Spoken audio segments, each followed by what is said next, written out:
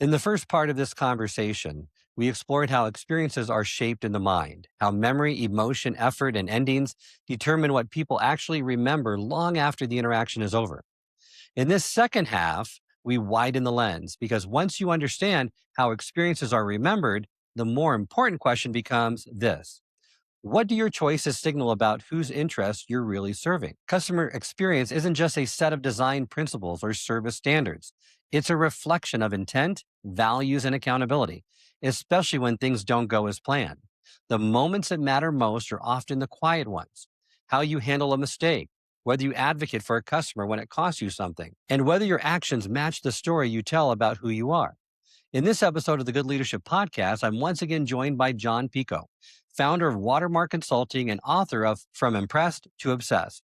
Together, we unpack what it means to truly advocate for customers, how relevance is earned and lost over time, why small details shape big perceptions, and how personalization, surprise, and recovery can turn ordinary interactions into defining moments.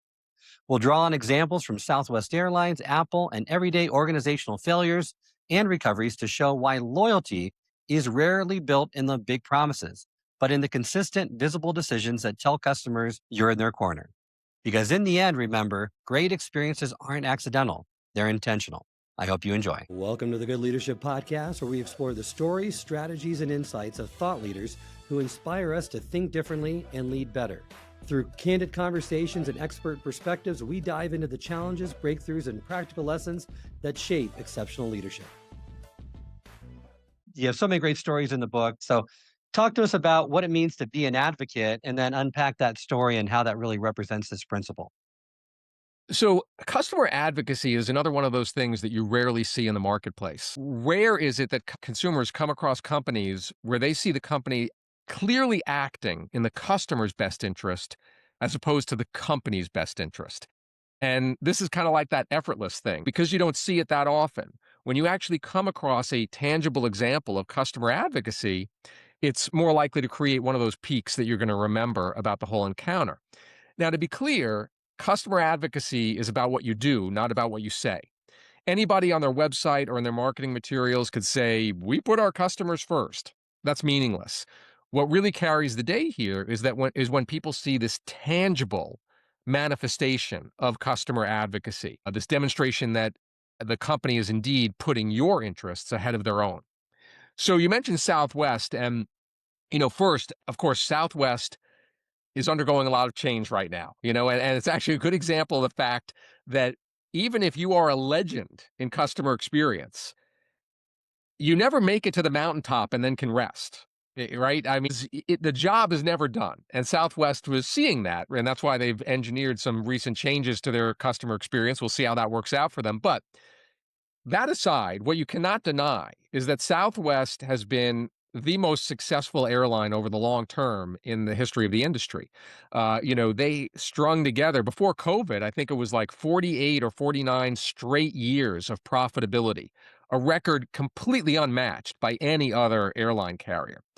And when Herb Kelleher, the co-founder of Southwest, when he and his partners started it, they said, as you noted, they wanted to democratize the skies. They wanted to make air travel accessible to the masses, not just to the business people and the affluent. And so the entire Southwest operating model was oriented around this idea of creating a positive passenger experience, one that really showed that the airline was looking out for you. And I think a great example of this is their decision back in 2009 to not charge for bags. In 2009, coming off of the Great Recession, where all the airlines were looking for ways to boost revenue, they all instituted baggage fees. And Southwest said, "We're not doing that. We think it's nickel and diming people, and, Southwest bags fly free." That was the mantra. They actually estimated that by virtue of doing that, they gained $1 billion with a B, $1 billion in additional market share. Just because people were drawn to work with Southwest because you knew exactly what the fare was. You weren't going to get hit with gotcha fees and whatnot for bags. And they actually broadened this to create a whole approach known as transparency, which was this idea of just being very upfront with people about the fares and the fees. That, to me, is an example of tangible customer advocacy. Now, of course, it's changing now. Southwest is charging for bags. The world has changed, perhaps. We'll see how it works out for them. But for many years, that was a key source of differentiation. I also mentioned COVID. Something they did during COVID is a few airlines blocked middle seats during COVID. If you remember, to try to give people, this goes to the emotional piece, right? To mitigate negative emotion. I'm not going to be crammed next to someone who might have COVID or be, contagious. What Southwest did, though, is they kept that policy far longer than any other airline. Late into 2020, they kept blocking the middle seats. Can you imagine how much money they left on the table by doing that? I mean, a tremendous amount, right?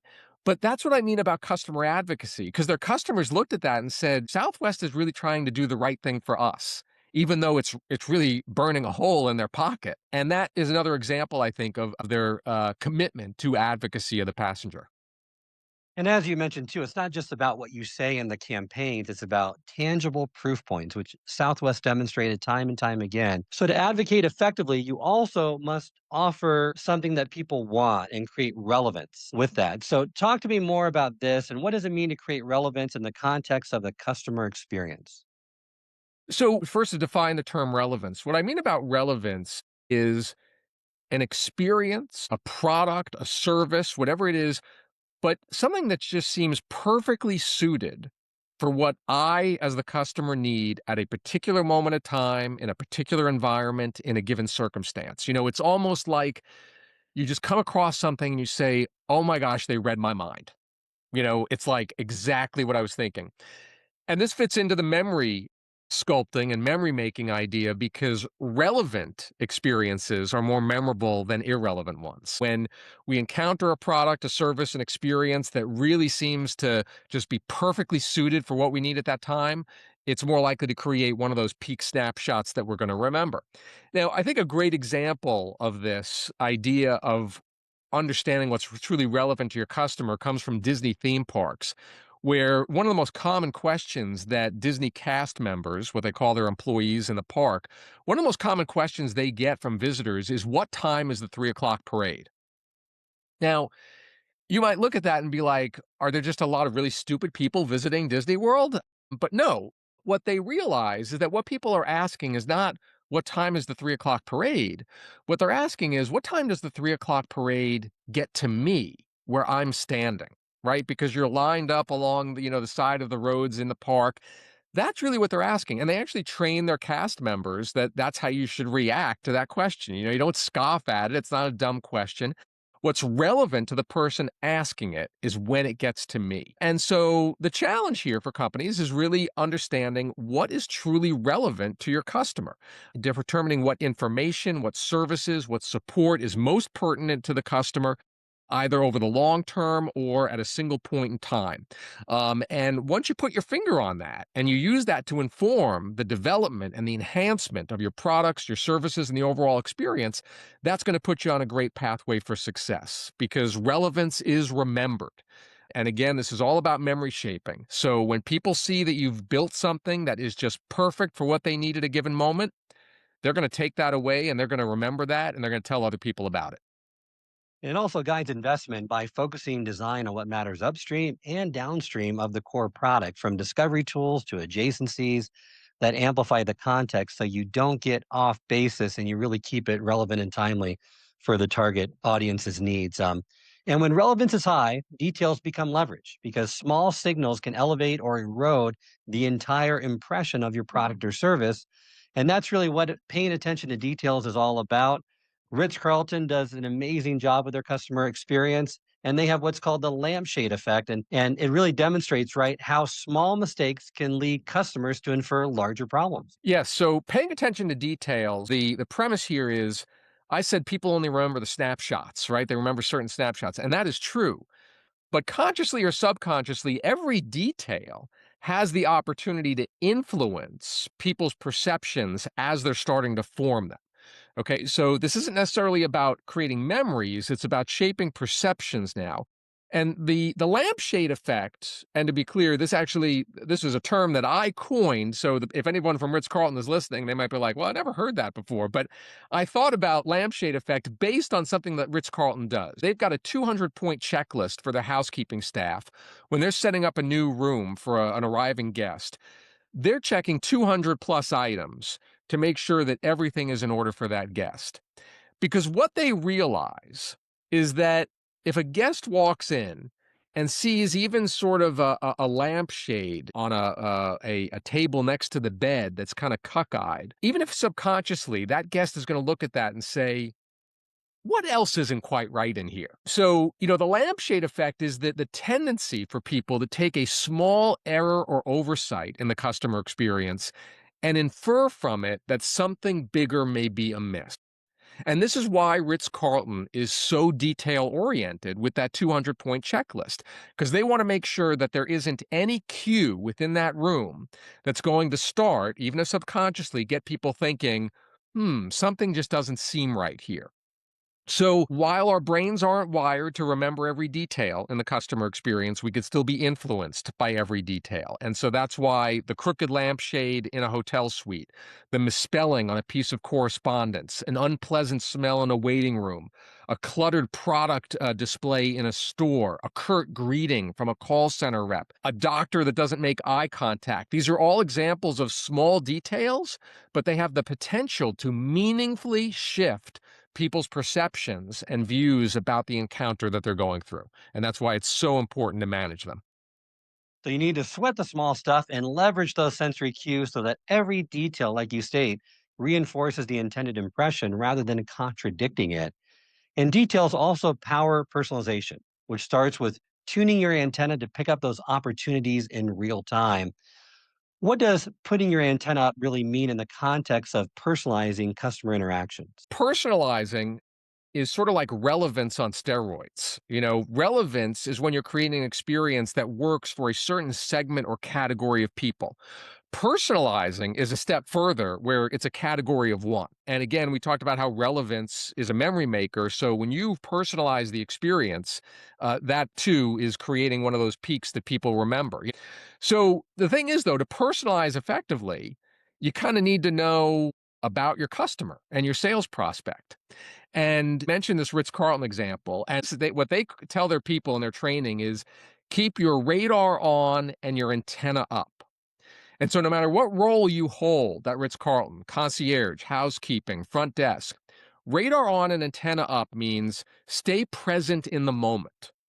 Always be listening and watching so that you can spot guests' overt needs as well as their unexpressed wishes. By doing that and encouraging their staff to record what they learn, they actually have a system for recording this information, which they then consult, and other people consult when that guest is coming to another hotel. This is how they create what they're known for, which is a highly personalized guest experience.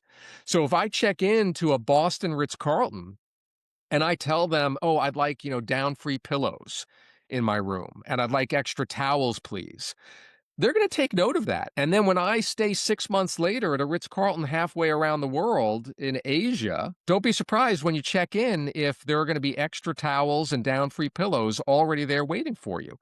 That's personalization, but in order to accomplish it, it requires having your radar on antenna up and never being an automaton when you're interacting with customers and sales prospects. Always watching carefully to learn about them and to use the information you gather to further personalize the encounter.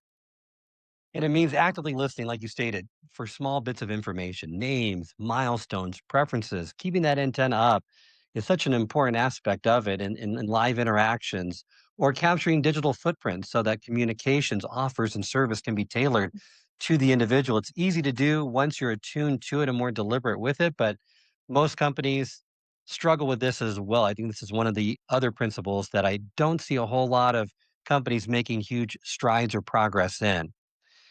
So once those basics and the personalization are in place, then what you also want to manufacture or you want to have happen is these small, pleasant surprises that can become signature moments people remember and share. How can we consistently deliver these small, pleasant surprises to contribute to the brand's long term differentiation? So let's start first just explaining what I mean about delivering pleasant surprises.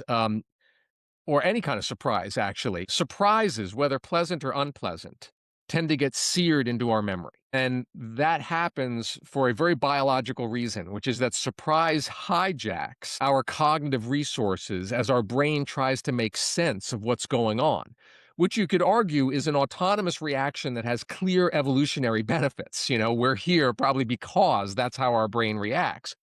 But, this is why, for example, if you've ever seen somebody at a surprise birthday party and you're like waiting for them to come through the door. And when they walk in the door and everybody like stands up and yells surprise, what you tend to see is that that individual will freeze in disbelief for a moment when they enter the room. That is actually their brain essentially pausing everything as they process the sight of all of their friends and family appearing out of nowhere. So the brain's reaction to surprising events isn't theoretical. It has actually been observed at a biochemical level that when we experience something novel and unexpected, neurotransmitters in the brain activate in a unique way and create long term memories of the experience. So that's the science behind it. In terms of how you actually apply that in the business arena, I think, an example I love is with Nordstrom, obviously a company that's renowned for the quality of their customer experience. And many times at Nordstrom, if you go and you buy something, what you will find is it's very curious. The sales rep will pull up your thing on the register, you'll pay for it, but then they'll put it in the Nordstrom bag. And instead of handing it over the counter to you, they'll actually walk around the counter, they'll face you, they'll look you in the eye, maybe shake your hand, thank you for shopping at Nordstrom, and they'll give you your bag. This is what I mean about a pleasant surprise. This is something that deviates from the script of what a normal retail interaction looks like. You could go to any other store, it's rare that you would see this. Somebody taking the time to walk around the sales counter so that no longer is that boundary between you and the customer, but they're facing you and thanking you for their business. And this is how Nordstrom trains their people to do this because it does deviate from the script.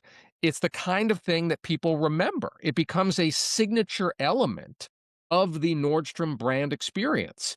It's the kind of thing that people almost look for when they revisit a Nordstrom. And for folks who have never been to Nordstrom before, when they encounter this, they feel like they've stepped onto another planet, because you just do not see this anywhere else. So that's what a pleasant surprise looks like. It costs nothing in that example, right, to deliver. These are things that could cost very little, but yet they can have a monumental impact on the memories that you're creating. And as you noted up front, and I just want to stress this, the important thing for people to remember is that you've got to make sure the fundamentals of the experience are in place and working well consistently before you start to dabble in these pleasant surprises. Because using the Nordstrom example, I don't care if the Nordstrom sales rep did a double Sukahara flip over the sales counter to give me my bag. If when I entered the store, it took me 45 minutes just to find someone to help me, that's the valley that will color my whole perception of the experience. The surprise isn't going to help overcome that negativity. So you got to make sure that the basics are being addressed effectively and consistently before you start to get clever with these pleasant surprises. I agree with that completely. It's nice to have, but if the basics and the foundation's not firmly established, it's not going to have the intended effect. All great companies and brands fail at some point in time, which is why recovery is the ultimate stage for finishing strong and stirring emotion. Talk to me more about those specific behaviors such as ownership, responsiveness, and urgency that define a strong recovery effort. Yeah. So the critical takeaway here is even those legendary companies that we all talk about that deliver great customer experiences, whether it's Disney or Nordstrom, they have failures in the experience. It happens, absolutely. But what makes those legendary companies different is that they recognize that when there is a failure in the customer experience, they don't need to necessarily resign themselves to creating a dissatisfied customer. Because what they realize is that if you recover with style, if you knock the cover off the ball on the recovery, you actually have the potential to create a peak in the experience that, oh, by the way, comes at the end, because that's usually when recoveries happen. And so, going back to the earlier principles that we talked about, you've got a high peak that comes at the end. And what happens is it actually has the ability to eclipse the negativity of the failure itself. So if you overcorrect on the recovery, you have the opportunity to create a more loyal customer after the recovery than what you had before the failure. And this is a dynamic that is very peculiar, but it's been studied exhaustively. It actually has a name for it. It's called the service paradox. And it gets to this notion that if you have a failure, but you really just do an exceptional job of recovering, you end up creating this peak that overshadows the whole failure. And what people focus on is not the failure, they focus on the recovery and how great it was. Now, to engineer a recovery like that, a couple things that there are a couple key ingredients, and you mentioned a few of them, this idea of ownership, of responsiveness, of urgency. Business people are often fixers, they're problem solvers. And so when a customer comes to you and has experienced some wrong, some issue, many people jump into problem solving mode immediately. But that actually is not always the right place to start. And this touches on the emotional piece that we talked about earlier. Because customers who have experienced a failure in some way, oftentimes what they really want first and foremost is to just feel seen and heard. And so if you just jump to the solution, you miss that step, and that could actually limit the impact of the recovery that you are engineering for them. So what you want to do is you want to make sure before you start problem solving that you step back, that you apologize, that you empathize, that you articulate your understanding of whatever issue they encountered has affected them or their loved ones or whatnot. You want to make sure they feel seen and heard. Once that is passed and you're beyond that emotional hurdle, that's when you jump into execution and problem solving. And that's where ownership is so important because at point of recovery, you get one more chance. That's it. You can't say, well, I have to pass this over to a colleague and we'll have to see what they do. You might pass it off to others, but you've got to quarterback the whole thing. And you've got to watch over everyone else like a hawk and make sure that they execute flawlessly. So, ownership, approaching it with urgency, that is all critical. It also feeds into demonstrating advocacy because if I take ownership for solving your problem, what I am really saying is, I've got your back. I am not passing you off to someone else. The buck stops here with me. I'm going to help you. So you could see that recovering with style, when done well, it actually touches on a lot of the other 12 principles. And you start to see how all of these things start to work together to really elevate the quality of the experience. But yeah, when things go wrong, when things go sideways, don't just resign yourself to that's it. We've got a dissatisfied customer on our hands. The fact of the matter is, you could create a raving fan by recovering really spectacularly after that failure. That's a great point. And the business case for strong recoveries is made even more compelling when one considers the relative cost of acquiring a new customer versus just retaining an existing one. The lifetime value of a happy, loyal customer is quite significant for any business. I love to go through a few of the products and just highlight a few of the principles that certain products or companies use. And one I love to talk about is IKEA. So, which one of the elements, or maybe multiple elements, did IKEA really leverage and succeed with in their brand and their positioning? Yeah, so IKEA, largest furniture store in the world. They've got, raving fans for their target clientele. Absolutely love them. And if you think about it, they are actually capitalizing on several principles. And I'll give you a few examples. One is the idea of relevance. One thing that was very popular was when IKEA rolled out what they call their IKEA Place app, mobile app, and it has augmented reality. So what it allows you to do is actually pick a piece of furniture and with the peer through your phone, and you basically can drop that piece of furniture in the room you're in, and you could walk around and see it from all angles, see how it fits within your room, whether it's a chair, a dining room table, whatever. And the reason this capitalizes on relevance is because IKEA is a furniture store. But what they came to realize is that what really mattered to customers wasn't the furniture. It was how it looked in their home, in their office, in their dorm room, wherever. And so that was the idea for the IKEA Place app, was to satisfy that need, which was highly relevant, highly pertinent to their target clientele. And they attribute a lot of their success to the IKEA Place app. It was a big hit. It's a great example of a company realizing that there's a tangential business that we're in. I mean, why did they invest so much in creating this augmented reality mobile app when they're a furniture store? Well, the reason is they put their finger on something, which is that what mattered to customers wasn't the furniture they were buying, it was how it looked in their home, in their room, in their office. So that's one example I'd give you. A second one I'd give you is the idea of stirring emotion. What is the emotion that shopping at IKEA elicits? For their fans, what I would argue it elicits is a sense of having beat the system, because IKEA, what they specialize in is low cost but quality furniture. When you're able to furnish an entire room for a fraction of the cost of what you could do at any other furniture store, you walk away from that experience and you are happy. You're not just happy, you're like, yeah, I beat the system. So that is a positive emotion that they are accentuating. And so that is another principle they're using. A third one that I'll give you is pleasant surprises. For anybody who's visited IKEA, one thing that you will know is that it is not effortless to work with them, right? Think about it. If you want to buy a light bulb from IKEA, you actually have to snake your way through the entire showroom just to get to the warehouse where the light bulbs are then on a shelf and you could take it off and go purchase it.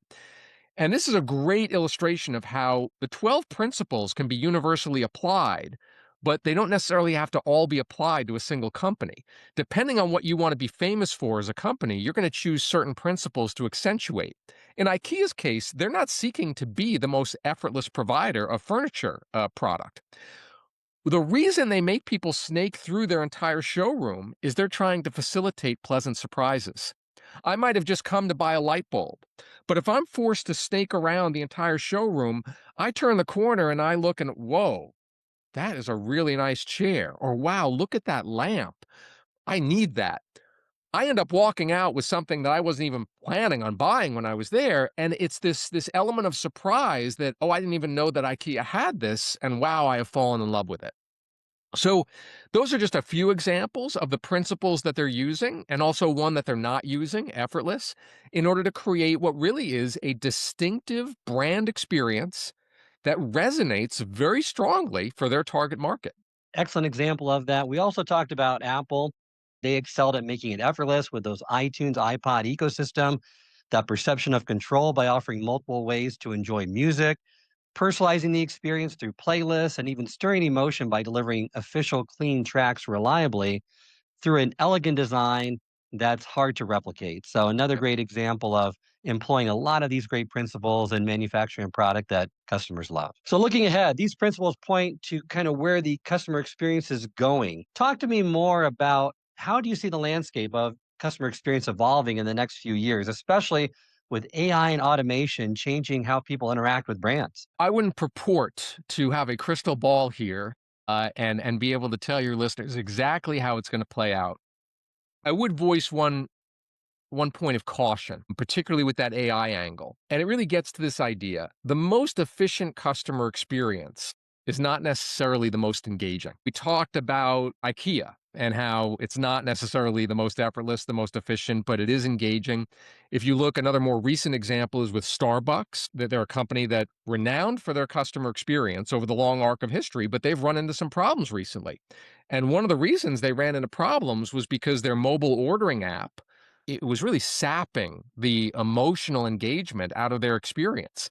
Instead of it being that third place where you buy a coffee or an espresso and sit and enjoy it and read or talk with friends, people are doing the mobile ordering and then they're showing up and they're like walking into a mosh pit in front of the register at Starbucks at 7:30 a.m., and it's just not a pleasant experience. And their new CEO, Brian Nickel, is trying to address this in a variety of ways. But it's a great illustration how sometimes the most efficient experience is not the most engaging. And so I think that I would caution firms from capitalizing on new technologies such as AI too rapidly, where you end up taking the humanity out of the experience that you're delivering. There might be some businesses where, yeah, that actually is the right answer, but there are many where it is not.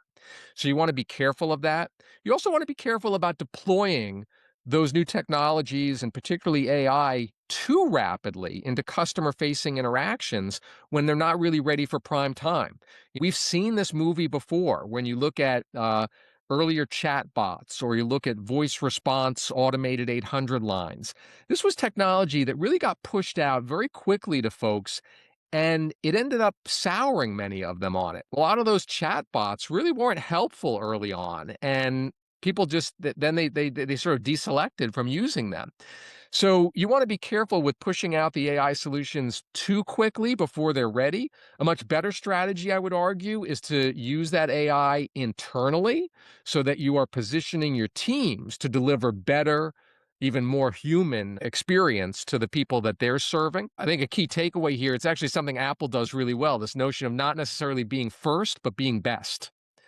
You don't have to necessarily be the leader of the pack here. You could see how other people learn from their failures and then tailor your approach accordingly to then be a fast follower with a better solution. Well, the final question for you today is if you could leave our listeners with one challenge or piece of advice to make their organizations more impression worthy, what would it be? What I would encourage people to think about is, how do you make your customer feel special? Because that makes all the difference. And all of the principles that we've talked about today, that really is what that gets to. Whether it's stirring emotion, making things effortless, personalizing, being relevant, being an advocate, what they really ultimately do is they make your customer feel special, not like they're a number, not like they're just another source of revenue. I would stress to your listeners is that leaving that kind of impression on people doesn't necessarily require white glove Ritz-Carlton service. It can be accomplished in many simple and straightforward ways, given how low the bar is set in today's marketplace. And I'll just give you one example, just something as simple as doing what you said you'll do. How often do you find in today's marketplace that representatives of companies promise to do something for you and then never follow through, never do it? Does that make you feel special? No. Absolutely not. We've all been on the phone with our credit card company or our health insurer, and maybe you got a complex question and the rep says, I'm going to need to research this and I'll get back to you. And what are you thinking in your head? I'm never going to hear from this person ever again. And I am just going to have to call back tomorrow and retell my story to someone else. Just something as simple as honoring your commitments, delivering on your promises, that is a way to make people feel special. And I think that is the key to unique, differentiated, and memorable customer experiences. Love that advice. Thank you so much, John, for joining me today on the podcast. Remind our listeners how they can get in contact with you and learn more about your work. Yeah, best way is to go to my personal website, which is jonpicoult.com. That's JONPICOULT.com.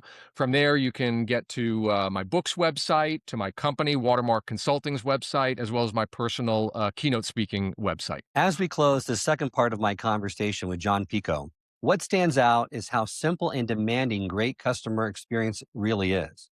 Advocacy, relevance, attention to detail, personalization, surprise, and recovery aren't isolated tactics. They're signals that tell customers whether you're acting in your own best interest or genuinely in theirs.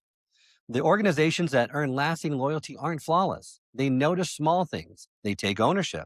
They communicate proactively, and when something breaks, they respond with urgency and humanity instead of policy and deflection. In those moments, customers don't just feel served, they also feel supported.